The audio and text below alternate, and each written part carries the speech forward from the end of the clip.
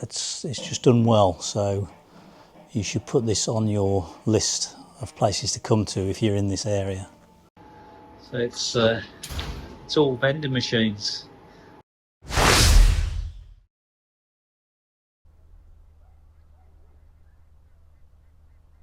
Good morning. What a beautiful morning it is too.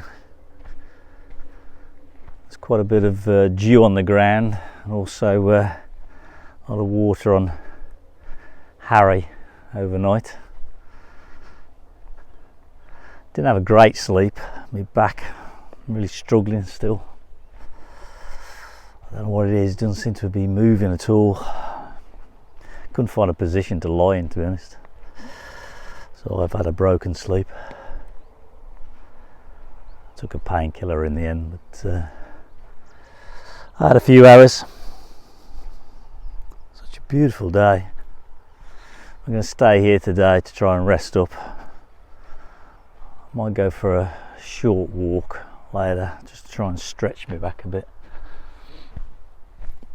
Oh, it goes down a hollow. It's Monday today.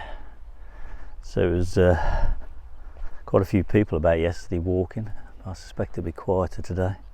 We bought a roast chicken yesterday. Well, we thought it was a roast chicken. It was it had been smoked, and it wasn't for us, I must admit. So that'll be going in the bin today. Didn't really enjoy it. It's a bit of a strong taste to it. It was almost tasting like ham. So how a chicken toaster tastes like ham, I have no idea. So quiet and peaceful. Don't know if you can hear the birds down on the beach. Harry's power electric seems to be okay, having had the troubles in the Polish trip, so I think those changes that we made seem to have made a difference, which is good. Went to bed at 98%. We only did a short drive yesterday, so I didn't really have a chance to charge up, to be honest. And it's harvesting a bit of solar as well during the day. And found if you keep the side door to the fridge, that just keeps that fridge temperature down, so that doesn't kick in as well. It's just the fridge that actually heats it up mostly. The Bluetti, we're actually using the solar panels on the Bluetti more this trip so far. It's only because we're doing short journeys and we're boiling the kettle quite a bit, so we're not using the LPG. Yeah, so the combination of how we manage that and the Bluetti, we're sort of a bit neutral with power really.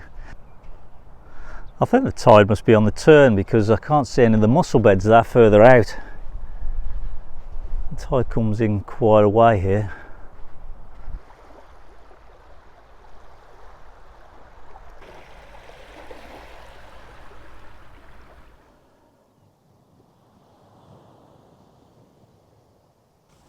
We're just walking up to the village up the coast.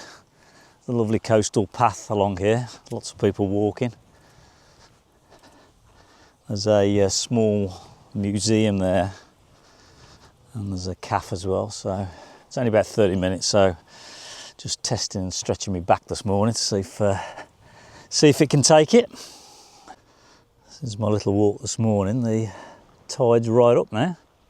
Getting separation anxiety.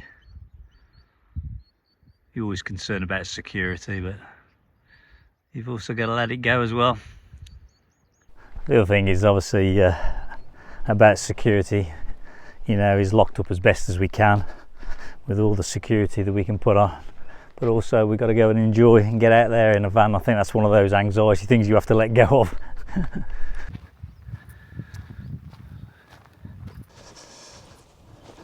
There's that air here, we could have stopped it. It's a free one as well by the marina, I think. Lots of these little machine gun posts. Don't know if you can see there's a little hole in the top. That's where the guy, I think, would have been either a lookout or maybe had a machine gun, I don't know.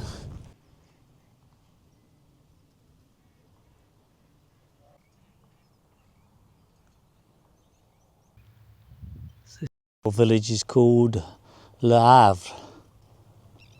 So quiet.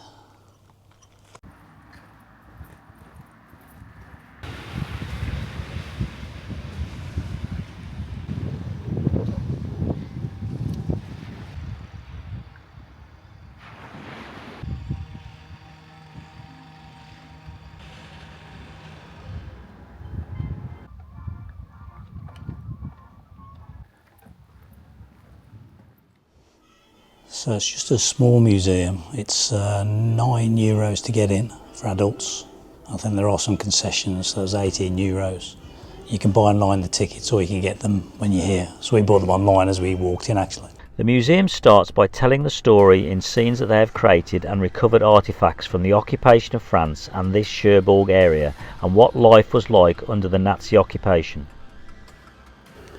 So this is a wreckage of a German Dornier bomber, crashed in 1940. There's lots of little scenes and information boards. It's really well done actually.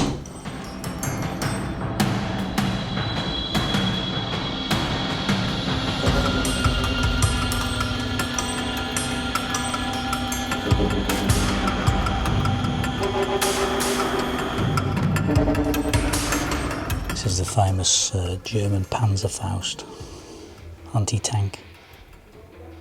Very effective weapon that was for the Germans. The German potato masher hand grenade. This street scene they created, I have to say, was pretty good in giving you the feel of walking through an occupied town with all the ambient noises going on.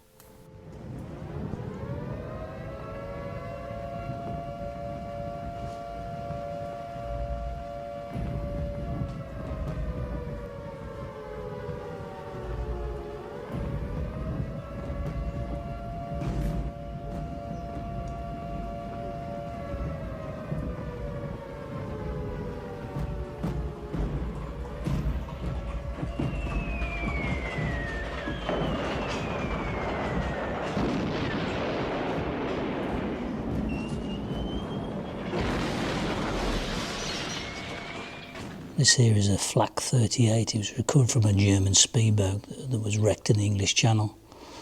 So you can see the size of the ammunition there that got loaded into the magazine there, firing at airplanes. And then the time came for the start of the Allied landings.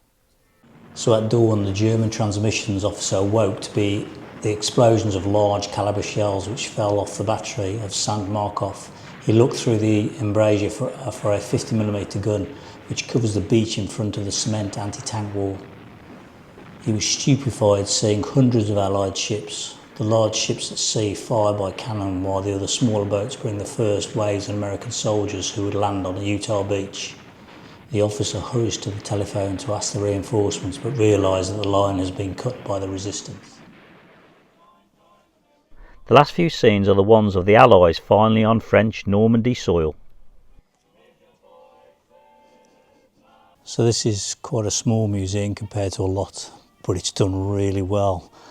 And it's probably not one on the main tourist route, so I'd definitely come up here and it's worth the €9. They've done some wonderful scenes, good information boards. I love the looking out to see where the gun emplacement is. On the way out, these models caught my eye and the craftsmanship is impressive in capturing in mini detail a scene. It makes me want to have a go. Now there's a new hobby for me. So that was a really good museum, that was. Really good. It's only small. I really enjoyed it. There's a film right at the end there, which goes on for about 20 minutes, but it's footage I've actually never seen online, so it was really good. Just found a small tobacco shop, really good. And it just, I think it was €5.40 for 2 drinks.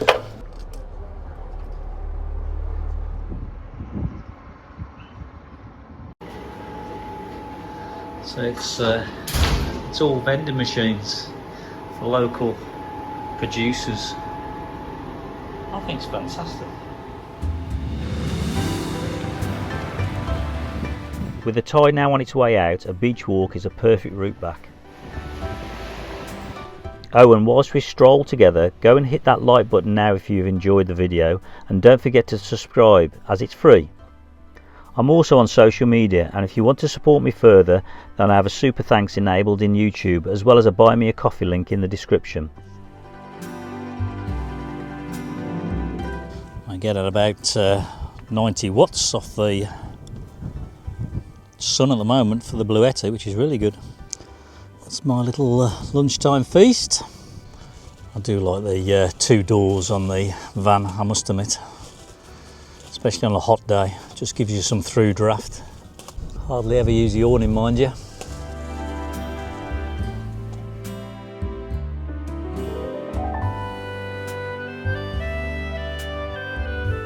I think I'll wrap it up here for this episode, and join me in the next one as we move on from here, but not before I discover a bit of history hiding away that's not too far from Harry.